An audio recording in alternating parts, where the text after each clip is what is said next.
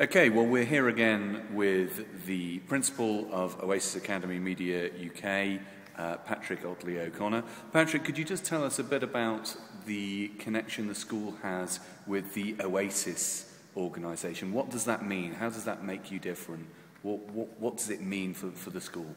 Well, the former school, Hope High, became Oasis Academy in September 2008. I arrived here in September 2010 when it had been an academy for 2 years already. And Oasis itself is an international organisation. It started in 1985 with a guy called Steve Chalk, who was the founder, who had this ambition of setting up a school, setting up a health centre and setting up a hostel, in fact, for young people, underprivileged children. And again, it's become a global organisation. Within 9 different countries, there are hostels, there are healthcare facilities, educational facilities, and a whole range of activities that go on. And within our own country, within the UK now, there are 14 Oasis Academies that have been set up within schools to do things to improve education outcomes for people within our own country. The international dimension is a very strong part, though, so we ourselves are partnered with 2 of the Oasis countries, South Africa and India. And in fact, one project going on with India. I visited India earlier this year myself to go and look at some of the projects that were occurring and to set some things up.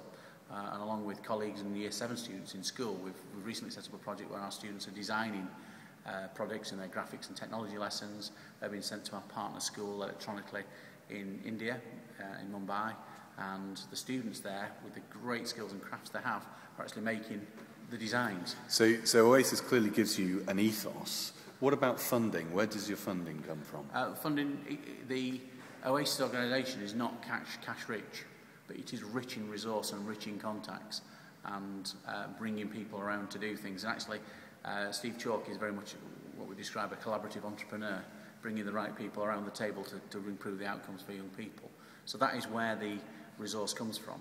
That, along with some very hard work in seeking sponsorship towards our mission, because there are many people out there at the moment, even though money is scarce, who are still wanting to support the types of projects we're involved in. So for any businesses watching this, are there sponsorship opportunities at the school? There are massive sponsorships. There are simple things, as in you need a piece of equipment, and that's a great thing to do.